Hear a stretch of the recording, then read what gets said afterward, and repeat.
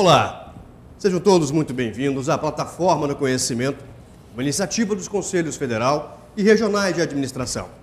A plataforma foi desenvolvida para ser um local de troca de experiências entre vocês aí, nas suas residências ou nos seus trabalhos, e os profissionais que estudam diversos campos da administração nos conselhos regionais. Hoje, especialmente, estamos em São Paulo. O assunto será logística. Eu entendo que vocês possam interagir conosco, trazendo as suas perguntas. É muito importante que nós possamos ter esse relacionamento com vocês ao longo do programa. Vou passar a palavra para o Domingos, que é coordenador do grupo de logística aqui do Conselho Regional de Administração de São Paulo. Bom dia, Domingos. Bom dia Flávio. Agradeço aí a sua apresentação. Completando o que os dados, né, profissionais, eu acho que é importante a gente falar um pouco, né? Eu sou coordenador do grupo de excelência em administração de cadeias produtivas e logística empresarial, né, do Conselho Regional de Administração de São Paulo. Sou administrador, com especialização na área de logística e mestrado e doutorado, né, em engenharia de produção. Além disso, tenho atuação profissional em consultoria empresarial, desenvolvendo trabalhos, né, na respectiva área já mencionada. Junto comigo, né, feita essa breve apresentação, estão os colegas do grupo, que eu faço questão de apresentá-los, né, e eles vão aqui completar o seu currículo, né. Ao meu lado, o administrador Luiz Paulo Zani, né, a administradora Ana Cláudia Beaufort e o administrador Marcos Antônio Maia de Oliveira. Eu passo a palavra, né, ao meu lado aqui para o Luiz Paulo, para fazer a sua apresentação. Bom dia. Primeiro, obrigado também pela oportunidade de estar participando dessa mesa. Meu nome, então, é Luiz Paulo Zani, sou formado em Administração de Empresas com habilitação em Comércio Exterior. Atuo na área de transporte e logística há mais de 15 anos e hoje presto consultoria exatamente nesta área. Bom dia a todos, meu nome é Ana Cláudia Beaufort, sou administradora, sou pós-graduada em logística e cadeia de suprimentos, atualmente sou consultora empresarial na área e docente. Bom dia, pessoal. Eu sou o professor Marcos Maia, sou consultor e professor universitário. Minha formação é administração, economia e matemática, pós-graduação em logística, mestrado e doutorado em administração com ênfase em supply chain, toda a cadeia de suprimentos. Muito bem. Retomando, então, a palavra, eu queria fazer uma breve apresentação do grupo, como eu já disse, né, de administração de cadeias produtivas empresariais. Ele iniciou as suas atividades em 2009 e tem o seu foco de atuação na criação, desenvolvimento e validação de análises sobre o tema cadeias produtivas e logística empresarial, né, que possam gerar conhecimento teórico e aplicação no aumento da competitividade das organizações dos diferentes setores empresariais. O grupo em si, né, ele se propõe a melhorar a produtividade, melhorar desempenho nos mais diversos setores da operação logística, né, como foi dito aqui. Então, entendemos, né, as atividades logísticas como um conjunto de funções que compõem processos de suprimentos, produção e distribuição. No dia de hoje, né, o nosso trabalho tem sobre um tema central chamado desafios na supply chain. Ou seja, faremos uma breve explicação sobre vem aqui o seu termo, né, mas especificamente dentro desse termo, isso vai se iniciar hoje falar sobre o planejamento da demanda na cadeia de suprimentos. Ou seja, como podemos avaliar, como podemos monitorar desempenhos, né, entre todos os parceiros, todos atuantes nos mais diversos empresas relacionadas, ou seja, como melhorar relacionamentos dentre os atores participantes de uma cadeia produtiva, né?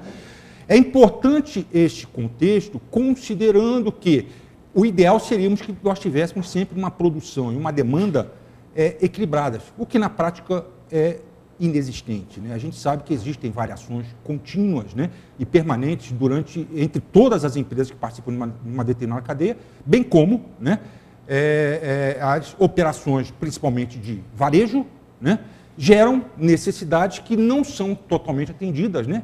E podem gerar nas organizações capacidades ociosas ou excesso, né, de produção. Muito bem, esse contexto envolve a nossa abordagem de hoje, ou seja, como tratar o planejamento da demanda considerando os diversos atores de uma determinada cadeia produtiva. Okay?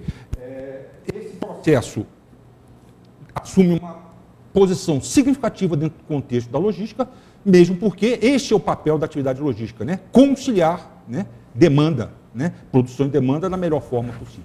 Okay? Esta foi a nossa abertura, né?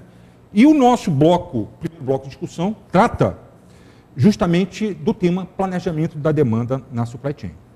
E, a partir de então, a primeira pergunta, a gente começa a conversar, né, sobre o tema, sobre a importância, né, do gerenciar a demanda, né, dentro da supply chain. Qual é esta importância? Eu vou pedir ao professor Maia, né, que a gente comece a debater esse assunto, né, considerando que ele é bastante relevante no contexto logístico. Obrigado, Luiz. Bom, primeiramente vamos explicar o que é supply chain. Nada mais, supply chain management, que nós escutamos, tá, os autores citam isso. Nada mais é do que o gerenciamento da cadeia de suprimentos. Ou seja, é todo o contexto que vai desde fornecedores até o cliente final. E dentro desse contexto, desse cenário, a logística está inserida. Então, quando nós falamos o gerenciamento da cadeia de suprimentos, ou seja, o supply chain, vai desde a parte da busca de insumos e matérias-primas lá nos fornecedores, toda a produção já na planta industrial, tornando esse produto um produto acabado, para que ele possa ser disponibilizado e entregue lá para o seu cliente final.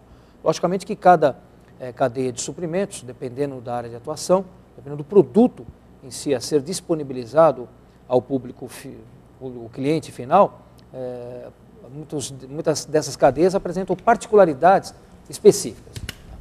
Dentro do que nós falamos agora, o professor Domingos iniciou, falando sobre a necessidade dessa parte, desse desafio do gerenciamento da logística nesse sentido, quando nós falamos em termos de demanda. Bom, todo um processo produtivo, ele tem um início com a demanda, ou seja, o que é a demanda? A procura por um determinado tipo de produto. Então, em cima desse contexto, é que inicia-se todo o processo logístico, ou seja, a demanda está dizendo que vai haver um consumo de um determinado tipo de produto, independente se o produto é sazonal, ou seja, de uma determinada época do ano. Então, em cima dessa previsão da demanda, é que dá o start, o início de toda a cadeia logística. Então, existe uma previsão de demanda de X unidades, um exemplo bem assim, bem simples para nós entendermos. Então, a gente inicia o quê? Os fornecedores são acionados, a linha de produção tem que ter um planejamento nesse sentido. Em cima disso, o produto se torna um produto acabado para que ele possa ser disponibilizado para o cliente final. Então, um dos grandes desafios é isso, é ter uma gestão da demanda dentro dessas reais necessidades. Porque uma das principais atividades primárias, segundo o Balu, as atividades primárias da logística, você tem o transporte, o gerenciamento e manutenção de estoques, o processamento de pedidos. Se você não tem uma quantidade, uma previsão adequada àquela realidade, você vai estar impactando dentro desse processo logístico em determinadas áreas. Eu não vou produzir além daquilo que o mercado necessita. Eu estarei gerando estoques, estarei gerando um custo adicional de espaço físico, de controle de informações, de mão de obra. Então, tudo isso acaba impactando, isso reflete lá no cliente final, quando ele vai estar adquirindo esse produto, principalmente em termos de custos. Muito bem, muito bom. Eu queria complementar só a colocação do professor Maia, só para lembrar uma outra questão, né? Quando falamos no planejamento da demanda, ela não é tão simples assim, porque além, né, das características, né, intrínsecas a cada atividade produtiva, existem componentes ou fatores sazonais que normalmente estão presentes nas vendas de qualquer tipo de produto, né? E evidentemente, o que a gente vê hoje é que essa sazonalidade, né, esse é o termo correto, né, ela está presente nos mais diversos tipos de produtos, como, por exemplo, a energia elétrica é um produto sazonal, né? A ocupação de hotéis, né, durante um ano, né, cada um observando as respectivas estações climáticas, também são componentes sazonais. Então, essa variação de ritmo, né, gera diversas implicações e impactos, né, nas operações logísticas das empresas. Então, isso é bastante significativo a gente complementar, né? Quer dizer, quando falamos de planejamento de demanda, na cadeia de suprimentos, nós devemos considerar esse planejamento, né, de forma colaborativa, né, entre todos os participantes aqui. Só complementando, Domingos, nessa parte, foi até lembrado todo esse contexto aí. Vamos dar um exemplo. Épocas natalinas. Então, no final do ano é panetone, dentre outros produtos. O próprio fornecedor, o próprio produtor de panetone, por exemplo, ele não pode sobreviver somente desse produto. Ele já tem uma cadeia de abastecimento de suprimentos de forma adequada. Ótimo. Então, ele começa já o processo produtivo em agosto, para que possa atender a demanda já em dezembro.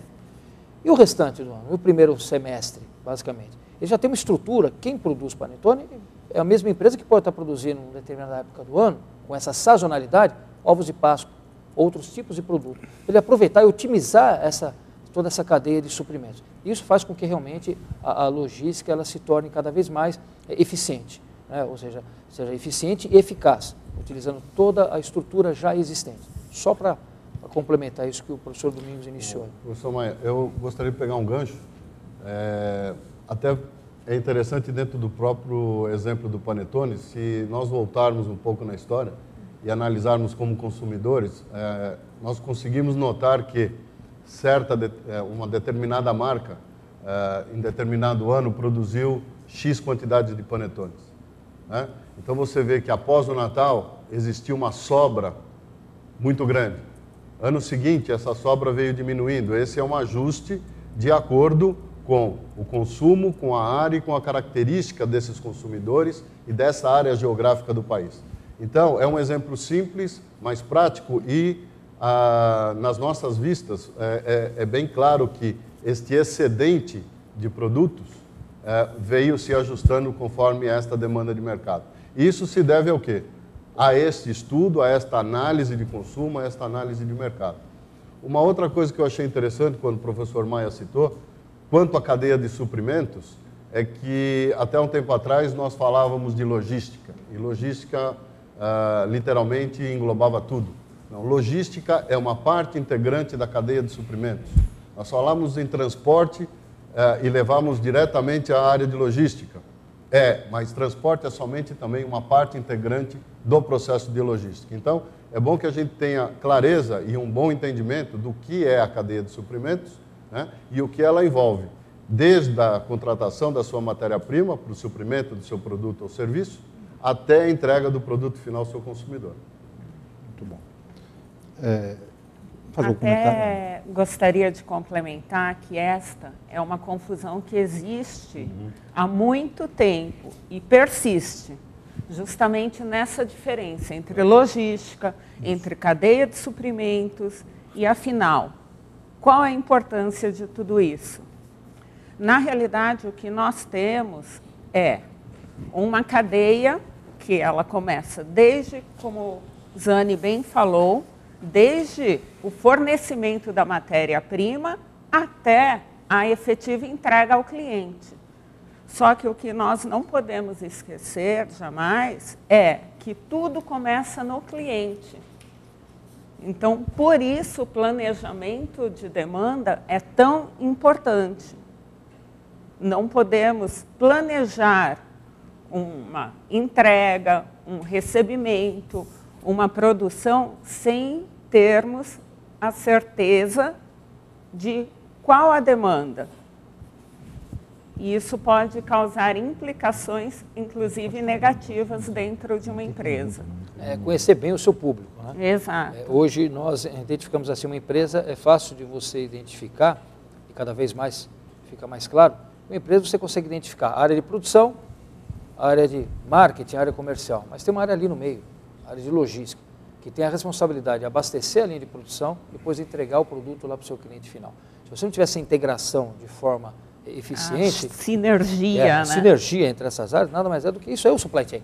É toda essa, como o professor Domingos também falou nessa parte, essa logística colaborativa, quer dizer, eu preciso um abastecimento da minha linha de produção de acordo com a minha realidade de produção.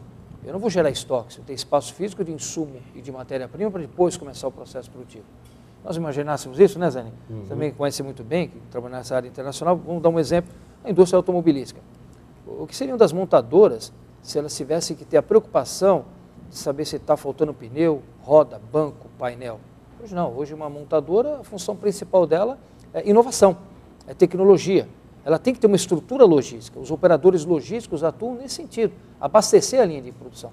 Que aí vem outras ferramentas, né, Domingos, que nós sabemos, o Just-in-Time, Milk Run, são ferramentas dentro de um processo logístico que faz com que toda essa parte de suprimento de uma montadora se torne de forma eficiente. E hoje o Brasil é uma referência mundial em termos de ter uma logística integrada, independente da área que ela está atuando. Pelas dimensões e pela própria tecnologia que tem que ser empregada. Desculpa, sem contar que hoje em dia a logística é considerada, a cadeia de suprimentos, é considerada uma área estratégica na empresa. Sem dúvida, sem dúvida. Por exemplo, uma montadora tiver que se preocupar em abastecer, está faltando pneu, está faltando roda, perde a finalidade. Uma montadora ela tem que investir em tecnologia, veículos com tecnologia, confortabilidade para atender a necessidade de mercado. Agora, o abastecimento é a logística que tem que estar fazendo. A logística ela tem que se responsabilizar. E lá no fornecedor de pneu, aquele que está fazendo o painel do veículo, para poder estar abastecendo a linha de produção, na linha de produção mesmo, para poder otimizar cada vez mais a sua estrutura. E esse é o verdadeiro desafio, né, dessa operação do planejamento de demanda, que nós estamos falando, né? É justamente como elaborar ou fazer boas previsões, né? Porque, afinal de contas, ele mencionou o exemplo da indústria automobilística, as entregas hoje são planejadas em janelas, né? Em programação, né? Bastante apertadas, né? Então, a gente tem exemplos de entregas de 3 em 3 horas, 4 em 4 horas, ou seja, isso exige né, que todo o processo anterior, né? E com certeza também, né? O que gerou a necessidade, que é o cliente final, estejam bastante bem equilibrados, bastante bem ajustados. Né? Sem dúvida. Na verdade, uma outra questão, né, é justamente essa que eu queria a gente discutir um pouquinho mais, né, sobre a elaboração de previsões. Né? Quer dizer, quando tratamos de previsão na cadeia de suprimentos, existem técnicas e ferramentas, né, como dito, colaborativas. Né? No nosso país, bem recentemente, está sendo desenvolvido, está sendo iniciado estudos de planejamento colaborativo, né, de previsão e de abastecimento entre organizações. Ou seja, como dito, o planejamento da demanda deixou de ser a responsabilidade apenas de quem produz, mas também, né, daquele que distribui e daquele que comercializa. Ou seja, entrar num entendimento, né, amplo, evitando assim, né, que existam formações de estoques, né, no decorrer da cadeia, como foi dito pelo Maia, e evidentemente que isso tem problemas, tem dificuldades, a gente sabe que existem, porque antes de tudo existe a confiabilidade no parceiro, né, quer dizer, a parceria é fundamental num processo de gerenciamento e planejamento da demanda. Né? Você me permite? Só pegar uma sequência. Eu acho que é interessante essa colocação, porque até agora nós falávamos numa integração, numa troca de informações dentro da empresa. O que o professor Domingos acabou de falar a partir do momento que você definiu essa base, criou esses elos, esta comunicação entre os vários departamentos dentro da empresa, não é só isso que basta. Né? Você tem que ter esse alinhamento e esse compromisso com as empresas que estão fora do teu núcleo e que são partes integrantes da tua cadeia de suprimentos e muito importantes porque a partir do momento que o teu produto ou o teu serviço saia da sua porta, da frente da sua empresa, quem vai dar continuidade ao seu nome, ao seu produto, ao seu serviço, são os seus parceiros. Então, essa integração é um outro grande desafio do planejamento de demanda, porque não basta somente você desenvolver dentro da bolha, vamos chamar a empresa de bolha, sair o produto ou projeto ou planejamento perfeito e você não ter parceiros à altura que deem continuidade a esse processo. Eu acho que essa é um esclarecimento, porque eu já vi muitos exemplos de você desenvolver, você ter o envolvimento da alta gerência, né? Sai tudo certo, só que falha ocorreu na escolha de parceiros para darem seguimento ao teu produto ou à tua sequência da tua cadeia de suprimentos. Né? E aí existe o fracasso, ou seja, aí é um alto risco de tudo aquilo que você fez, desenvolveu, em termos de ferramentas, investimentos, filosofia, equipamento, informações, irem por água abaixo numa sequência e num detalhe muito importante que é a escolha dos parceiros. Isso aí define muito bem a importância de você entender e interpretar o que é o supply chain, o que é o gerenciamento da cadeia de suprimentos. O que o Zani falou, o que está, o periférico também faz parte do contexto, os fornecedores, né, os colaboradores aí, eles também fazem parte para que tenha sucesso. Não adianta nada eu cumprir a minha parte dentro do meu processo, vamos dar um exemplo, um centro de distribuição, sou responsável pela expedição, fiz a minha parte de expedição, mas a minha preocupação também tem que ser, com a mesma proporção da minha responsabilidade na expedição, também se o produto chegou adequadamente para que eu possa fazer essa expedição, se não chegou com avarias. E, consequentemente, também se o produto foi efetivamente entregue de acordo com os prazos acordados com o seu cliente e com a outra ponta dentro do processo. Então, essa colaboração ela envolve todos os integrantes, todos os participantes, para que realmente se tenha êxito no gerenciamento da cadeia de suprimentos. Eu gostaria até de complementar que existe a parceria cliente-fornecedor, empresa-fornecedor, mas também pode haver a parceria entre fornecedores, que é extremamente importante, de forma que eu contratei um fornecedor, ele não teve condições ou vai ter algum problema para me atender, ele consegue um parceiro que possa suprir essa necessidade e o cliente final não fica sem a mercadoria. Hoje muitos contratos, né, de prestação de serviços, até mesmo de operadores logísticos, no próprio contrato, deixa bem claro, se o operador não conseguir atender às necessidades do seu cliente, esse cliente tem a possibilidade de estar escolhendo outro parceiro, não encerrar um contrato, mas ter um outro parceiro adicional para que realmente os prazos possam ser cumpridos. Hoje é uma realidade, uma prática. E a prática tamanha em termos de importância, porque hoje grandes operadores logísticos eles recebem prêmios, titulações, ter um melhor desempenho no abastecimento de uma determinada empresa. Vamos dar um exemplo, o prêmio Volvo de logística, né, Zani? É um exemplo bem claro. Os fornecedores que tiveram destaque, que tiveram assim, um desenvolvimento satisfatório, além da premiação, eles também têm a participação nos lucros. Eles também têm um retorno financeiro. A contrapartida também existe. Se um fornecedor, na cadeia logística, ele não cumpre os prazos, ele arca com as responsabilidades, por exemplo, de uma linha de produção parar. Como o professor Domingos falou, abastecimento a cada 3 horas. Acontece isso? Isso é claro. Imagine se você parar 3, 4 horas uma linha de produção de uma montadora por falta de insumo, de matéria-prima. É inconcebível hoje sem em dúvida. dia. A mão de obra, investimento, tecnologia, tudo isso, como é que isso fica? Então tem que ter responsabilidade também financeira, né? Tem que responsabilidade. Muito bem, deixa eu fazer uma breve interrupção aqui, porque nós já temos alguns comentários aqui, eu gostaria de repassar, né, para o grupo aqui presente, né? Então, o primeiro comentário veio de um anônimo, né? Durante a faculdade eu ouvi muito falar em cadeia de suprimentos, mas nunca tinha ouvido falar em supply chain. Aí fiquei curioso e vejo que a plataforma de conhecimento está desenvolvendo bem seu papel de disseminadora de conhecimento. Então, isso veja, eu acho que, efetivamente, né, quer dizer, o termo supply chain management, né, na verdade, o significado em português é gerenciamento de cadeia de suprimentos. E tem uma perspectiva bastante abrangente. Então, eu espero, efetivamente, que esteja contribuindo, né, com aqueles que estão nos vendo, né, a esclarecer algumas dúvidas. Pelo menos, né, tornar, né, mais público, né, esse tema bastante emergente, né, no nosso país, né, carente de perspectivas logísticas consolidadas, deficiente em modalidade de transporte, né, em utilização de modalidade de transporte, enfim.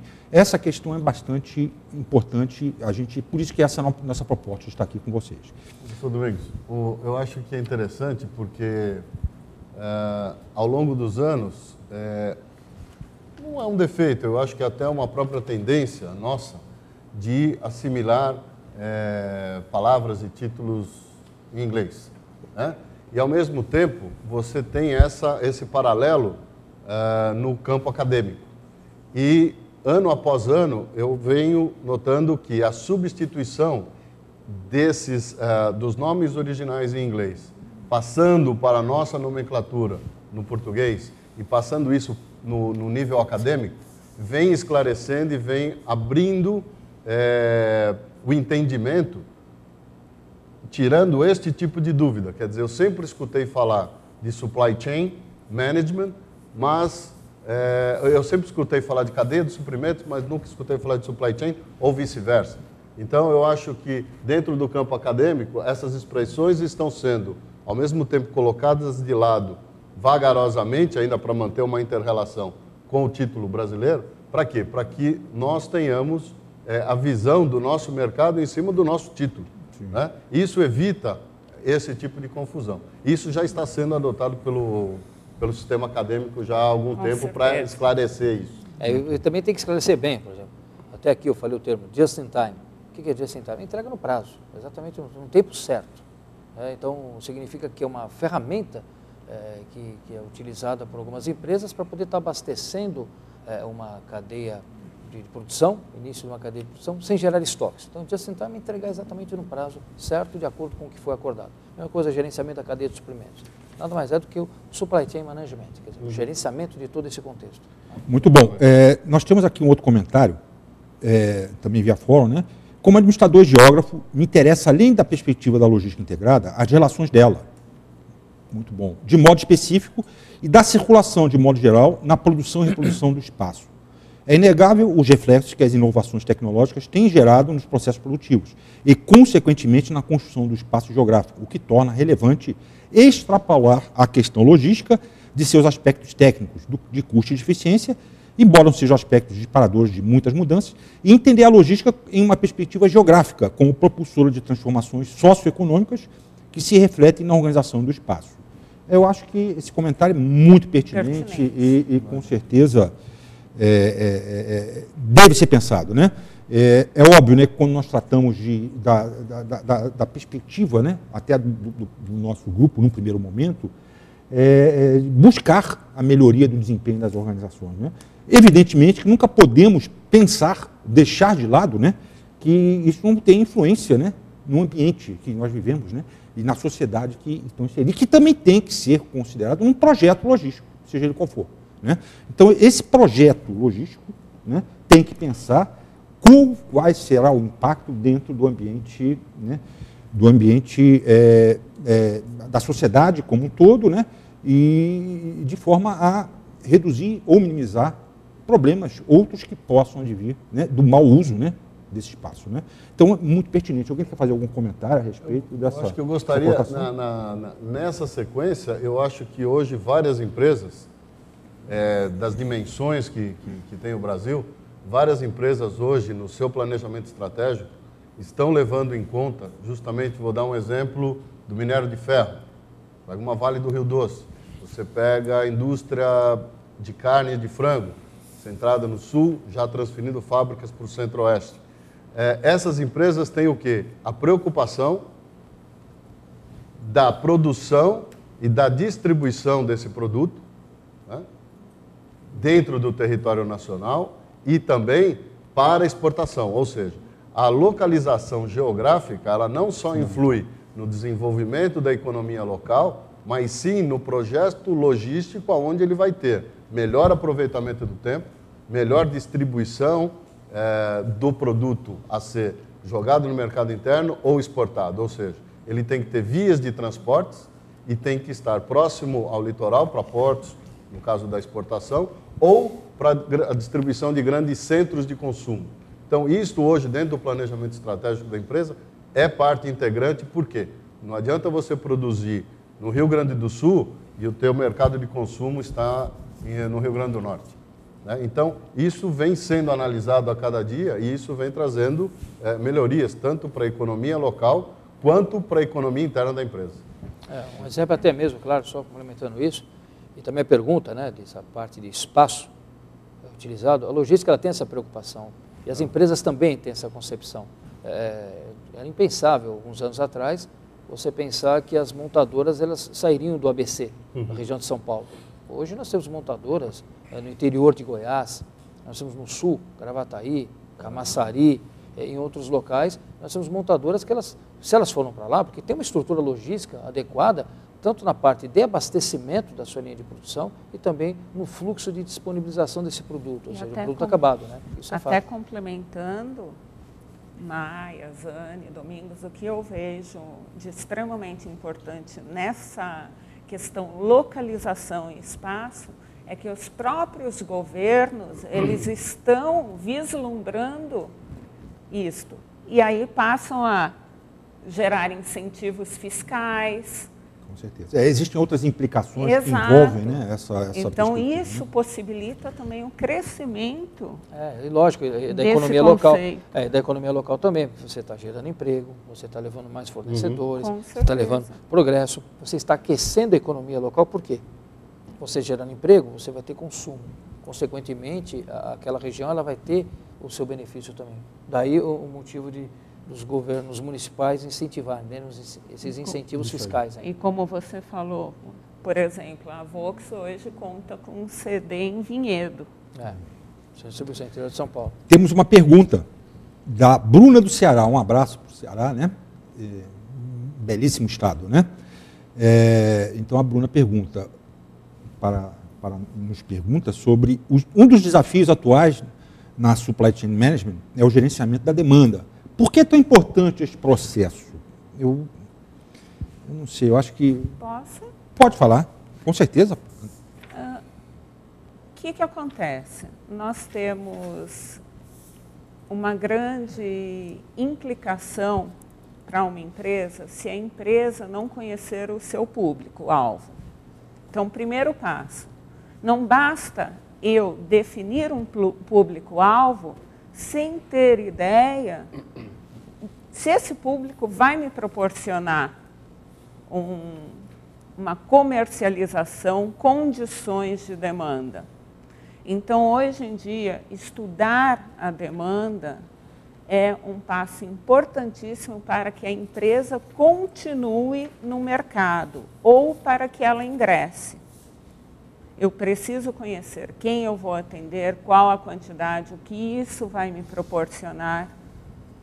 Isso vai me gerar condições financeiras, físicas, vai me possibilitar planejamentos, inclusive de produção, de aquisição de matéria-prima e possibilidades de eu também planejar a minha distribuição e o meu transporte.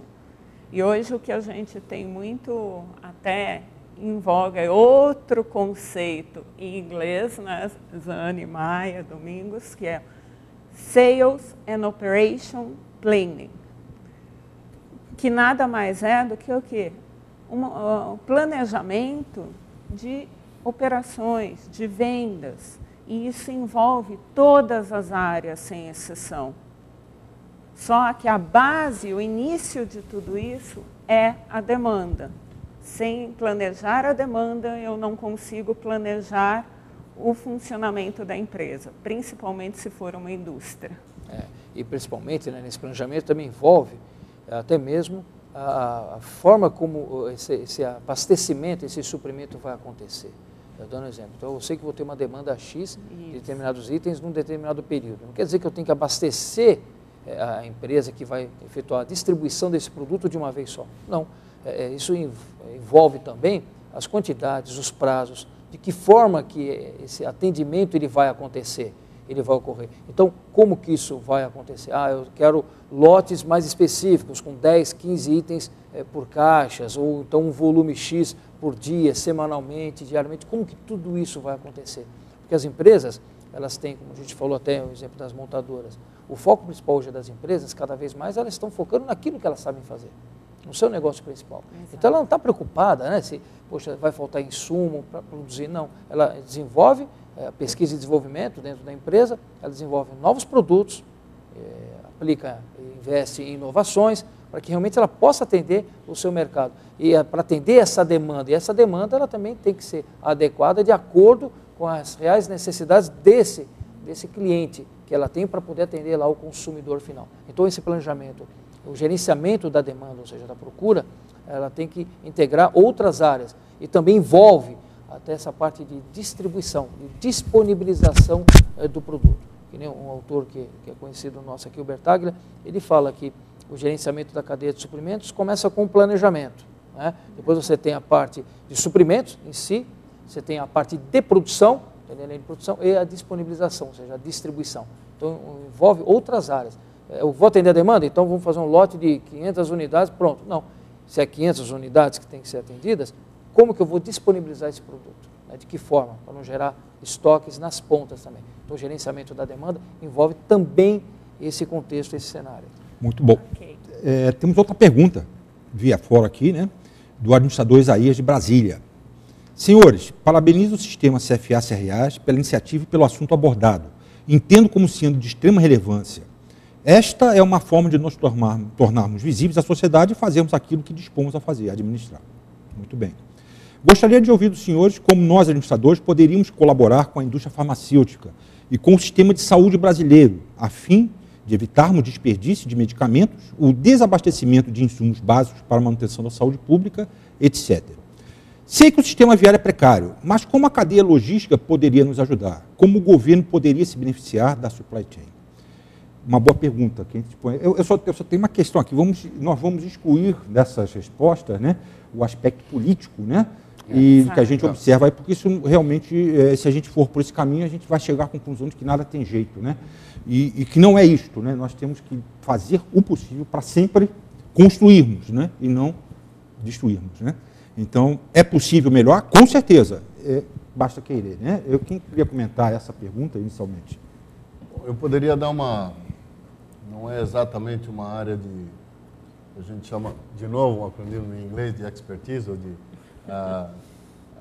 uma experiência muito profunda, mas eu acho que justamente tirando esse lado da política, eu acho que a grande importância da logística nesse caso, vamos falar do canal de distribuição, que eu acho que é onde a logística se encaixa mais perfeitamente dentro desse segmento farmacêutico. Não vou nem chegar ao ponto das grandes multinacionais, as farmacêuticas, em termos de produção. Mas sim, eu acredito que pela dimensão desse país, dentro de uma parceria entre governo e PSLs, que são os provedores de soluções logísticas, como parte integrante desse processo, o grande segredo é levar produtos, sejam eles de laboratórios multinacionais, laboratórios nacionais ou os próprios genéricos, ao consumidor final, ao posto de saúde, a uma farmácia, a um hospital. Essa é uma parte muito importante que a logística pode passar essa solução. Por quê? Do recebimento desse volume, desse material e da distribuição rápida até o seu ponto de venda ou até o seu ponto de consumo. Esse eu acho que é onde nós podemos agregar bastante, sem entrar desse lado de produção, de matéria-prima, de direitos, de patentes e de definições ou planos políticos voltados à área da saúde. Literalmente falando em termos de logística, eu acho que é aí que nós podemos fazer a diferença. Sermos parceiros e tornarmos essa distribuição confiável num tempo rápido para que esse remédio ou esse produto chegue ao seu consumidor final. Já aproveitando a resposta do Luiz Paulo Zani, nós já iniciamos, né, de fato, a proposta do nosso segundo bloco, né, que trata de impacto do planejamento da demanda nas operações logísticas, né. Na verdade, essa pergunta ela tem a ver com uma operação logística, né, específica, né, e que na prática não diretamente relacionado ao Estado, né, mas muitas organizações, né, já praticam de forma bastante eficaz, né, que é a distribuição farmacêutica, né? As grandes redes de farmácia, de drogarias, enfim, elas contam hoje com grandes distribuidores que têm uma operação logística bastante azeitada, bastante organizada e que faz com que consiga-se entregar, né, na medida certa e no tempo certo para as pequenas farmácias localizadas no país inteiro. Gostaria, né, que isso servisse de um processo de benchmark, ou seja, de uma cópia aprimorada, né, para que os nossos governantes pudessem efetivamente buscar essas melhores práticas e implementar na distribuição de medicamentos ou outros, né, dos órgãos públicos, dos hospitais públicos, né. Na verdade, isto é uma grande deficiência E essa deficiência ela tem se acentuada, né, por falta de controle, né, dos materiais, né, por desvio de materiais, enfim. Isso faz parte do processo logístico também. Né? O detalhe também tem que ser levado em conta, né, até aproveitando de que forma, né, que a indústria farmacêutica ela pode colaborar, é uma parceria. Né? O governo mesmo ele pode estar incentivando determinadas regiões para se instalarem lá plantas, né, em fábricas, indústrias da área farmacêutica, em determinadas regiões mais carentes, e criar uma estrutura logística adequada. E hoje o Brasil já não existe mais aquela centralização de tecnologia ou de desenvolvimento de um determinado produto. O Nordeste hoje é uma região extremamente forte na produção de frutas. Não se tem mais aquela preocupação de centralizar na região Sul e Sudeste. Já tem essa estrutura. Se tem essa estrutura, porque tem uma estrutura de distribuição também. O Porto de Suape é um exemplo bem claro de desenvolvimento em termos de tecnologia.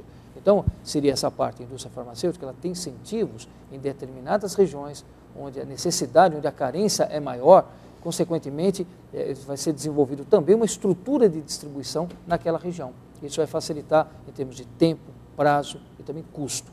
Consequentemente, o preço final do produto sai de forma adequada que possa atender às reais necessidades dessa população ou de quem necessita dessa parte de remédios. Né? O interessante, eu acho que se a gente está justamente discutindo, colocando as opiniões e escutando cada um de vocês falando, há de se ter uma previsão, né, porque o Brasil não é um país igualmente desenvolvido, ou seja, você tem regiões muito mais avançadas e regiões ainda em desenvolvimento ou ainda voltado para um outro tipo de segmento de indústria. E eu acho que esse tipo de movimentação, a médio e longo prazo, justamente vai trazer o quê? Vai trazer o desenvolvimento uniforme do país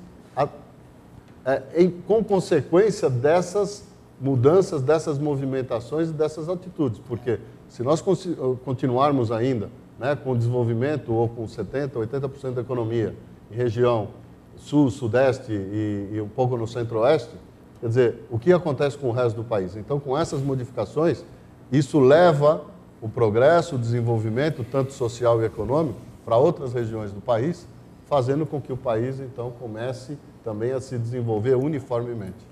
Eu acho interessante. Eu só gostaria de pegar um gancho antes de a gente terminar esse primeiro bloco. Já terminamos, já estamos no segundo conversando sobre operação. Mas é uma sequência. O gerenciamento de demanda e o planejamento de vendas e operações, eu acho que é um ponto rápido. Qual foi a grande mudança, o grande marco de mudança? Foi quando você tem a inversão da pirâmide. Ou seja, fazia-se o produto, tive uma ideia, vou pegar esse fornecedor, desenvolvo o maquinário e vou colocar o produto no mercado. Tenho demanda para isso? Não sei, eu vou ver. Dava com a cara, perdia dinheiro ou dava sorte. O que aconteceu em termos de filosofia desse planejamento de demanda é ir a campo, ou seja, inverte-se a pirâmide, vai-se a campo, escuta-se o cliente, escuta qual é a necessidade, escuta-se qual é o gosto ou a preferência. Por quê? A velocidade de informação é absurda hoje. Então, você tem que estar bem planejado para quê? E com flexibilidade para que você consiga se adaptar às mudanças ou tendências do mercado. Então, essa inversão de valores, ou seja, não sou eu o dono da verdade, eu tenho que buscar a campo o que o meu cliente ou o que o meu mercado precisa para que aí sim eu possa desenvolver. Isso é parte integrante de uma aproximação, de uma certeza do planejamento de demanda. E até complementando, já que você voltou ao assunto SOP... Voltei, já tinha terminado, mas voltei. Nós temos algo muito importante dentro de tudo isso e que nós comentamos, professor Maia, Zani, a respeito do conhecimento do mercado. Exatamente. O gerenciamento, justamente, o gerenciamento da demanda, né? Gerenciamento da demanda. A demanda vem de lá. É isso aí. Exato. Então, o gerenciamento da demanda é necessário você conhecer o teu cliente, o que ele deseja, o que o mercado espera em termos de qualidade também. Então, não adianta, eu vou entregar o produto. Você deve entregar o produto com qualidade, cumprindo o acordado com o cliente. E no prazo. E no prazo. Então, é uma série de fatores que nós vemos disso. Aí, dentro disso, realmente o SOP faz diferença. O que o Zani falou é fato, não se tem mais aquela situação. Eu tenho uma estrutura produtiva, então vou produzir tantos itens. Antigamente, Ford, modelo carro T, modelo, né, e outra, o carro, todos os veículos eram pretos. Então, por quê? Porque a moda? Não, porque ele era muito mais prático para ele, a sua linha de produção, ser eficiente. Ele, né, industrial, ele produzia os veículos com aquela estrutura que ele tinha. O mercado aceitava aquilo porque não tinha tantas opções. Hoje é uma outra realidade. Se você não é bem atendido aqui, você vai ali, né? Então você tem que entender que o gerenciamento da demanda, você conhecer, como a Ana falou, eu tenho que conhecer o meu cliente, eu tenho que conhecer o mercado ao qual eu estou atendendo. Tá? Então, dentro disso, você tendo o gerenciamento, você conhecendo essas particularidades, essas características, você consegue realmente ter um gerenciamento da sua demanda extremamente eficiente. E eu gostaria até de pontuar que hoje nós contamos com um tipo, digamos, de produção, um tipo de serviço que é o customizado. Então, nós temos empresas como a Dell, como tantas outras, que você compra o computador da forma que você quer. Você monta o produto. Você monta o produto. A Nike, você pode entrar no site da Nike e comprar o produto com a cor que você quer, com os detalhes que deseja. Acho que na automobilística, uma das primeiras montadoras a abrir o site para o cliente, se eu não me engano, foi a própria Toyota, onde você escolhia os acessórios, o acabamento. Aqui também no Brasil, você comprar pela internet, né, o carro meu, acho que era do Celta. Não, vamos fazer o seguinte, eu acho que eu fiquei bastante com a pergunta do nosso colega, o administrador Isaías, lá, eu acho que valeria a pena a gente voltar, estou pensando aqui, a gente discutir essa questão da área da saúde, né, de uma forma mais ampla, né? E, quer dizer, nós teremos aí eventos internacionais em breve, né, de grande porte, né, e que com certeza, né, vão sofrer impactos diversos, né? O que a mídia mostra são os impactos aí, né, principalmente nos meios de transporte, né, e é muito relevante, mas nós não temos só essas questões a serem discutidas, né? Como é que a gente poderia ver essa questão do impacto do planejamento da demanda, ou seja, como a estrutura da saúde no país pode suportar, né, ou que deveria fazer para atender, né, esses eventos que estão vindo aí. No fundo, isso é uma grande operação que deva ser planejada, ou seja, não podemos receber pessoas dos mais diversos locais, né, do mundo e não termos condições de atender às suas necessidades, né, incluindo o serviço de saúde, né. Eu acho que isso é bastante relevante também a gente pensar, não só no transporte, né, mas na saúde. A questão, talvez, a que esteja mais equilibrada, pelo menos é o que aparenta, a questão da administração hoteleira, né? Mas, de uma forma geral, a saúde eu acho que é um pouco deficiente. Nós temos no grupo um colega, né, que é um executivo de um grande hospital aqui em São Paulo, ele não está aqui presente, e que tem tido, e trabalha na área de logística hospitalar, né? E tem tido dificuldades, algumas dificuldades na sua operação. Veja, uma operação relativamente mais simples, né? Muito menos complexa do que a gente vai se defrontar daqui a alguns anos, né? Então, como é que o grupo vê? Como é que a gente pode discutir um pouco esse assunto? Eu acho bastante interessante. Nesse caso, só um exemplo, é fato que hospitais, até mesmo o Edson, né, que é o nosso colega aqui do grupo, ele comenta, hoje as empresas, esses grandes grupos que atendem essas necessidades de hospitais, eles buscam o quê? Primeiramente, a sua acreditação, ou seja, a sua certificação de qualidade do seu serviço. Acho que é o primeiro passo. Ou seja, a empresa que atua nessa área da saúde, ela realmente tem uma certificação ISO, alguma coisa nesse sentido, do seu serviço, como se fosse uma ISO, uma certificação do serviço que ela presta hoje. Então, hoje, realmente, ela consegue atender o mercado interno, vamos dizer assim, né? A situação e a estrutura que hoje o Brasil apresenta, para que realmente ela possa se preparar e se adequar a essa demanda.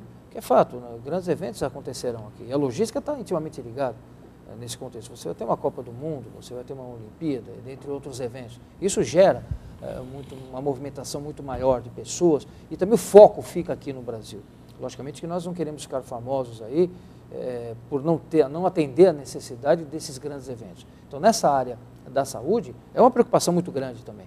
Então, o primeiro passo são essas empresas buscarem se estruturar, se adequar à realidade interna. Eles conseguem realmente atender efetivamente o seu público hoje, partindo desse princípio, elas podem realmente terem preparo, né, se adequarem, aumentar o grau de exigência que essas empresas vão ter e atender um público totalmente diferente, dos mais diversos locais que aqui estarão.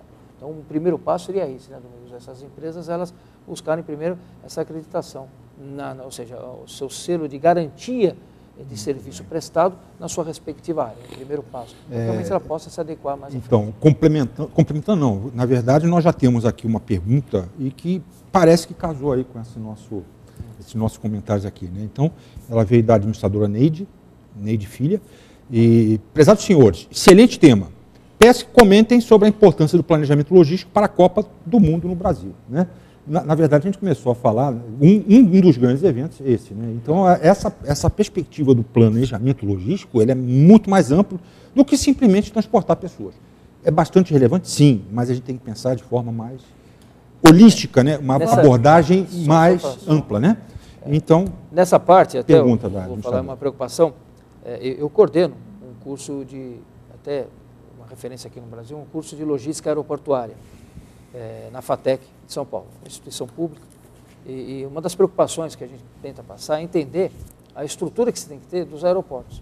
A gente fala, poxa, aeroporto, o que precisa mudar, o espaço aéreo é único, né? Você pode colocar quantos aviões você quiser, né? Você tem que ter só uma gestão nesse sentido. Mas o problema está aqui, no chão, né? Nos aeroportos. Já se tem uma política de privatização, já tem em São Gonçalo do Amarante, lá no Rio Grande do Norte, uma parceria que o governo fez com uma empresa que ganhou a concessão de estar explorando aquele espaço, construindo um aeroporto, tudo. Então, o primeiro passo é isso, é você dar condições para que realmente a iniciativa privada também possa participar e também atuar nesse sentido, para realmente dar uma infraestrutura para atender o público interno, também é outra dificuldade. Os aeroportos, hoje, não é só a parte de movimentação interna, é o entorno. Um aeroporto foi construído em determinada região. Como é o deslocamento das pessoas até lá? Como é que vai ser o entorno desses aeroportos? Porque hoje o Brasil, em termos de movimentação de carga e tudo mais, existem empresas que disponibilizam toda essa parte de infraestrutura. Mas hoje, a grande preocupação que se tem é a estrutura que nós temos hoje, que está atuando. O que precisa ser feito, né, em termos de custo? Complementando, nós temos que considerar o seguinte, o Brasil foi escolhido como Copa em 2014, como sede da Copa de 2014, em 2007. Já se passaram 49 meses, praticamente disso. E o que nós vemos hoje em dia de infraestrutura adequada para suportar essas milhões de pessoas que virão para o país?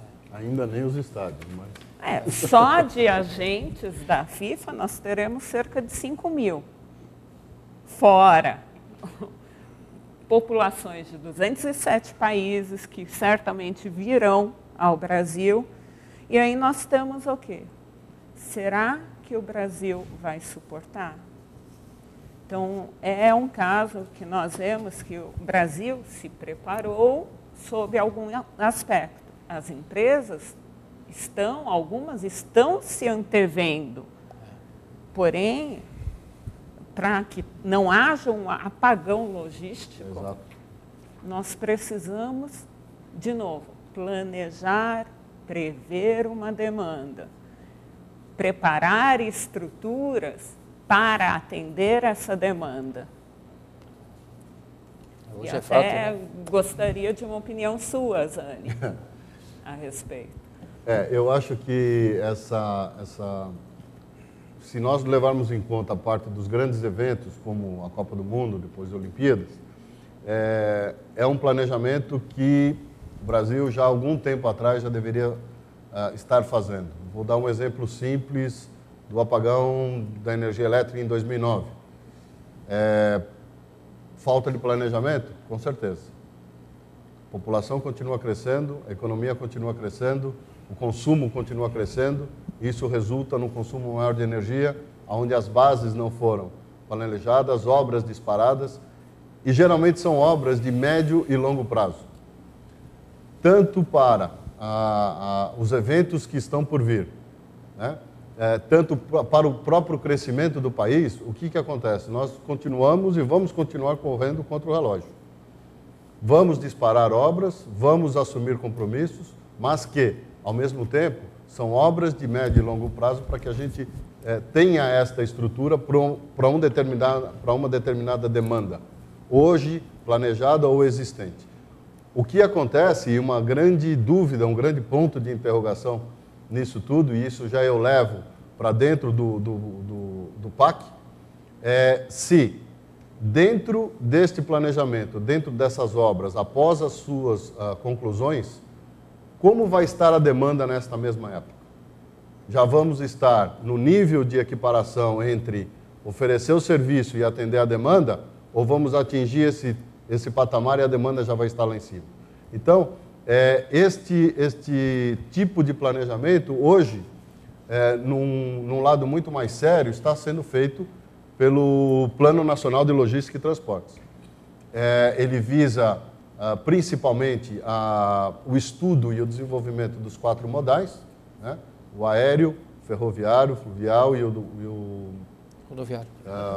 Rodoviário. E o ferroviário. Rodoviário. Né? Rodoviário. Entre o desenvolvimento desses modais, que hoje reza o rodoviário, o aéreo, como os 2 primeiros, e essa diminuição visando o quê? Uma maior eficiência, um maior aproveitamento do território nacional e uma diminuição de custo ligado a esse tipo de transporte. Então, isso tudo, para esses eventos, eles vão ser cruciais? Vão, mas vão ser muito mais cruciais para o desenvolvimento do país. Então, é uma preocupação grande, o governo já tomou conta disso, já tomou ciência disso, o Plano Nacional de Logística e Transportes é um belíssimo plano, está sendo colocado em prática, a única dúvida é, vamos ver se vamos conseguir alcançar a solicitação de demanda com a infraestrutura que está sendo montada. Deixa eu fazer um comentário, né? Não vou querer polemizar, né? Aliás, eu acho interessante que todo mundo conheça esse Plano Nacional de Logística e Transporte, né? No próprio site do Ministério do Transporte você consegue obter essa informação. Antes de passar, tem uma segunda pergunta que tem a ver com esse impacto do planejamento na operação logística. É só um dado que eu tive a oportunidade de fazer uma avaliação. Aliás, foi uma informação que eu fui retirar, né, do site e fiquei surpreendido, né? Existem dotações orçamentárias, né, para esses investimentos que o Zani falou, né? Eles estão distribuídos ao longo de alguns anos, né, períodos, né?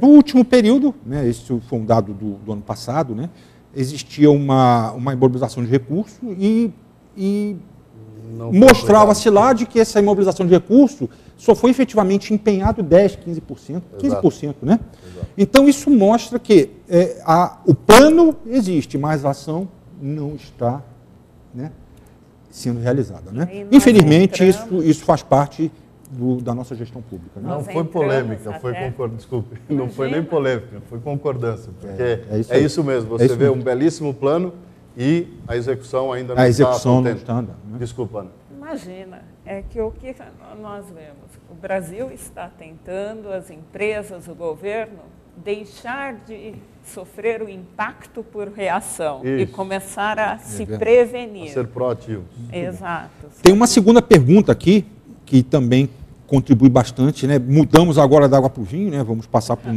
uma outra área, né? Na verdade, aqui, deixar claro que nem todo mundo é especialista, né, nas áreas mencionadas, né?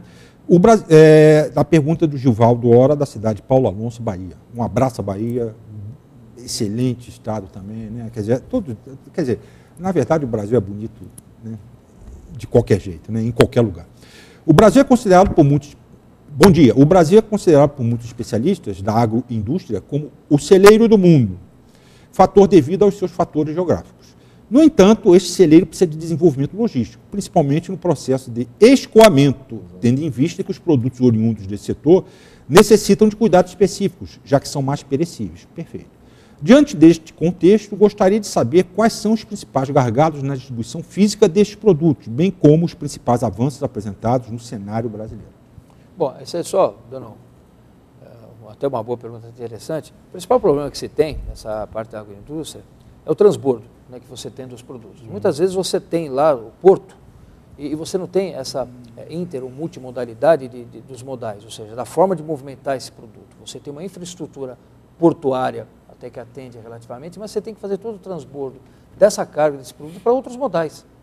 Então você vai transportar pelo modal ferroviário, também é um modal que, se tivesse um investimento, traria um custo menor no produto final. Também é a mesma coisa, você tem que ter a movimentação desses produtos, então você tem que ter o transbordo, então sai do ferroviário. Se bem que hoje já existem outras técnicas, hoje você pode colocar um container de determinado tipo de produto, para poder utilizar pelo modal ferroviário e até mesmo colocar no modal rodoviário também. Existem outras estruturas que você pode colocar até o próprio veículo, né, o caminhão em si, dentro de uma plataforma para você poder movimentar pelo ferroviário. Mas isso poderia ser feito com mais intensidade. Se nós compararmos os modais Brasil e outros países, nós vemos que nós temos uma concentração muito grande no modal rodoviário, ou seja, pelas rodovias, né? Questão histórica e tudo. Mais de 60% de toda a carga que é movimentada no país é pelo modal rodoviário. É uma concentração muito grande.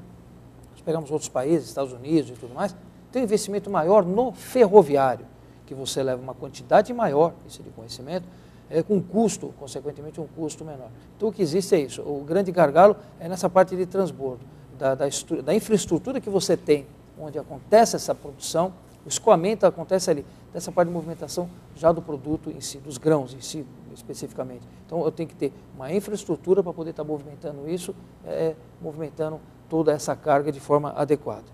Maia, eu gostaria de complementar, acho que continuando a resposta, hoje existem duas grandes realidades, ou seja, a empresa privada grande, ela mesma está cuidando do seu próprio escoamento, construindo ela mesma as suas saídas, tanto ferroviárias quanto rodoviárias ou qualquer outro tipo de modal, portuárias. Só que este é um movimento das grandes empresas privadas. O que nós vemos, e vemos inclusive, volto agora ao Plano Nacional de Logística e Transporte, até 2025, isso vocês me permitam, eu vou ler esses dados, a intenção desta parte federal do governo, junto a esse plano, da modificação e do equilíbrio desses modais de transportes. Então, até 2025, nós vamos sair de 58% de participação do rodoviário, caindo para 30%. Aonde nós vamos estar subindo ou fazendo o equilíbrio desses modais? O ferroviário, até 2025, passa de 25% de participação hoje para 35%. Aquaviário, de 13% para 29%. Dutoviário, esse era o outro modal que eu tinha esquecido, de 3,6% para 5%. E o aéreo cai de 4% para 1% devido ao seu alto custo. Então, literalmente nós vemos que o ferroviário, o aquaviário e o dutoviário, eles vão sofrer investimentos, vão sofrer um desenvolvimento justamente para quê? Para que não só a empresa privada tenha nos seus próprios recursos os seus caminhos de escoamento, mas sim o pequeno e médio produtor também usufrua dessa infraestrutura do país para poder dar vazão à sua produção. Muito bem, então. Bom, é uma pena, né? Mas o nosso tempo está esgotado, né? Praticamente, e teríamos bastante, como dito, né? Teríamos bastante assunto aí, né? E só para lembrar que a nossa proposta do nosso tema central de desafios na supply chain management, né? E que este tópico foi o primeiro pensado de uma série de outros que poderão ser discutidos e debatidos, né? Junto à plataforma de conhecimento, né? Eu queria deixar em aberto, né? Que perguntas que porventura existam podem ser feitas via fora e que posteriormente a gente, né, procurará responder, né? Sem dúvida nenhuma, né? Agradecer a presença de todos que estiveram conosco, aos nossos colegas, né? Professor Marcos Maia, professor Ana Cláudia, professor Luiz Paulo Zani, né? A oportunidade de estarmos aqui debatendo, e ao CRA São Paulo, né? Conselho Regional de Administração, pela oportunidade que nos foi dada, né?